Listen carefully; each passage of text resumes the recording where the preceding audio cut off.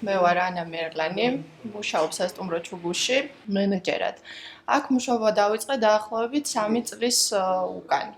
მე კმაყოფილი ვარ, ყოველ წელს იზრდება ტურისტის ნაკადი. წელს რაც შეეხება უფრო მეტად, ასე ვთქვათ, ჩვენ ყავდა გერმანიიდან ვიზიტორები. შარშანდელი წელთან შედარებით წელს დაახლოებით 20-30%-ით მეტი იყო ტურისტების რაოდენობა და ზამთარს რაც შეეხება ერთადერთი თვე არის ნოემბერი, ცოტა ჩავარდნილი პერიოდი, რადგანაც არც თოვლი არის, არც ზაფხული, არც ზამთარი არ არის ჩვენთან. უფრო დეკემბრის 15-დან მე უკვე ველოდები დიდ ჯგუფებს, სადღაც თებერვლის ბოლომდე მყავს ხალხი. და რა თქმა უნდა თუ გაიხსნას მეორე სათხილამურო კურორტი, მე ვფიქრობ 1-2-რად გაიზრდება. არის ძალიან დიდი გრძა, ცოტა რთულიც არის ანტირეკლამა, შაშან მე მახსოვს იყო ტელევიზიით აცხადებდნენ რომ ჩაკეტილი იყო გზა, რეალურად ანუ არაფერი პრობლემა არ იყო ისეთი.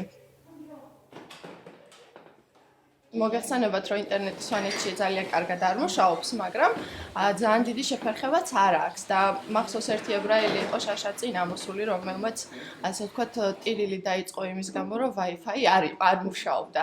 მე ვფიქრობ ეს კატასტროფა არ არის, რადგანაც Wi-Fi არ მუშაობს, მთა არის და როდესაც მთაში მიდიხარ, ყველაფრისთვის მზად უნდა იყო. დილას ვიწყებ 7 საათიდან 8-თვის ვამზადებ სუფრას, ანუ დილის საუზმეს. გვაქვს მრავალფეროვანი საუზმე, აქ შედის რძის ყველა პროდუქტი, მაგალითად ებრაელების ნაკადი არის, რომელიცაც უნდა ბოსტნეული. ისეთი ჯგუფებიც ყავს, რომლებსაც ხილით უნდა დაწყება, ანუ ვიწყებთ ხილით.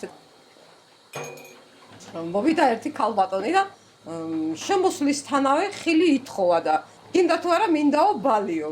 გავქნათ ახლა ბალი არ არის არსა და ამ დროს მწიფდება ჩვენი ბალი, ეზოში გვაქვს 2 ცალი.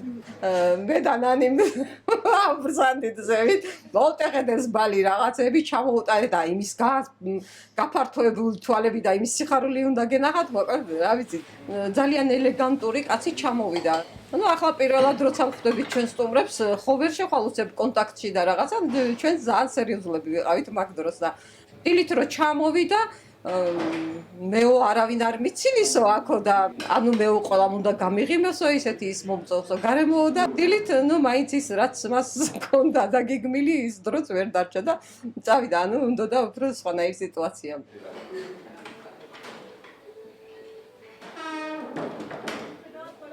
აქ არის შეკრების ადგილი, თავისუფლად დროს აქ შემოვიყურժებით ხოლმე ყველანი ქალბატონი შემძარეული ყურის ხოლმე აქედან, მაგრამ მაინც ყველაზე ტკბილი ადგილია ჯერ იმიტომ რომ გემრიელა ჭამთ.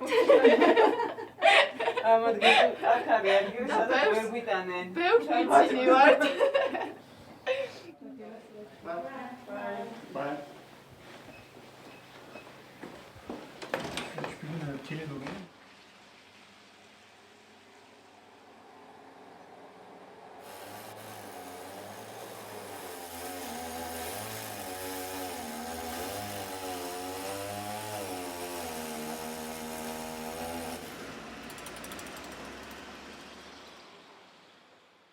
ეს არის ჩემი სახლი, მოგძანდით.